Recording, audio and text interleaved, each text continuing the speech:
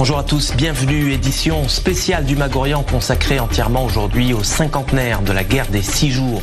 Une guerre éclair que les Arabes ont baptisée Naksa, le revers en arabe. Moshe Dayan, Yitzhak Rabin, Uzi Narkis, autant de noms associés à la victoire militaire israélienne en 67. Mais si je vous disais que le roi du Maroc, Hassan II, avait aussi contribué à la victoire éclair de l'État hébreu.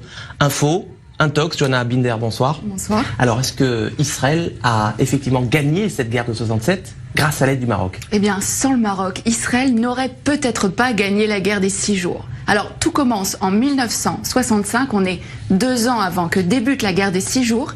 Les grands leaders du monde arabe se retrouvent à Casablanca. C'est le 3e grand sommet de la Ligue arabe. Alors, vous vous en doutez, le Mossad ne fait pas partie de la liste officielle des invités, mais il est là et il va recueillir des informations cruciales.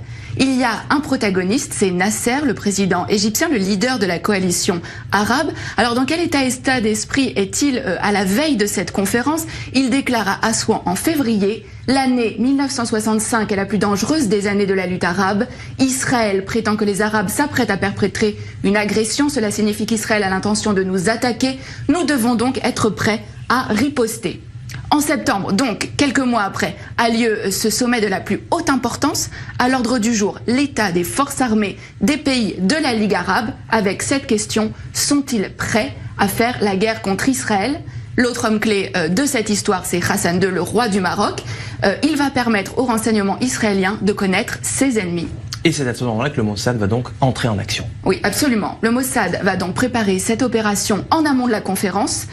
Plusieurs jours avant, une équipe du Shin Bet et du Mossad, il s'appelle à Tsiporim, donc les oiseaux, vont occuper le dernier étage du très luxueux hôtel à Casablanca où sont attendus les dirigeants arabes et où va aussi avoir lieu la conférence.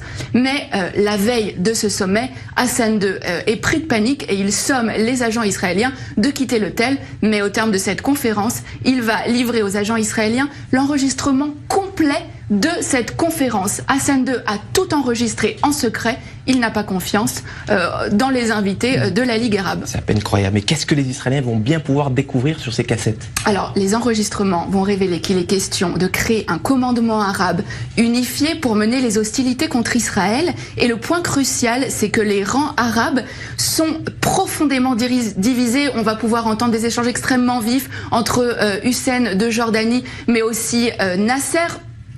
Et alors, ce qui est vraiment important, c'est que les nations arabes vont vraiment révéler leurs faiblesses. Elles ne sont absolument pas préparées pour une guerre contre Israël.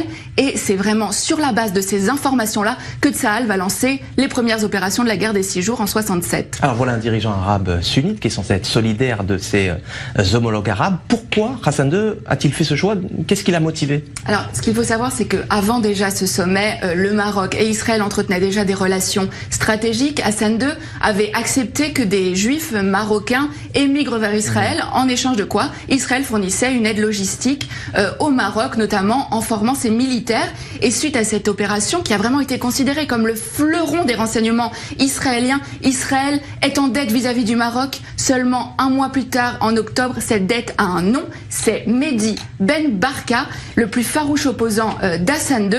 Le Mossad participe à l'opération Baba Batra. L'objectif, c'est faire disparaître absolument Ben Barka, Baba Batra aux initiales donc de Ben Barka, mais c'est aussi le nom d'un traité du Talmud. Le Maroc a donc été un allié indispensable à Israël dans la guerre des 6 jours, même si, on le voit bien, aucun cas. Voilà donc, Ahmed, des révélations qui font qu'on peut parler d'une véritable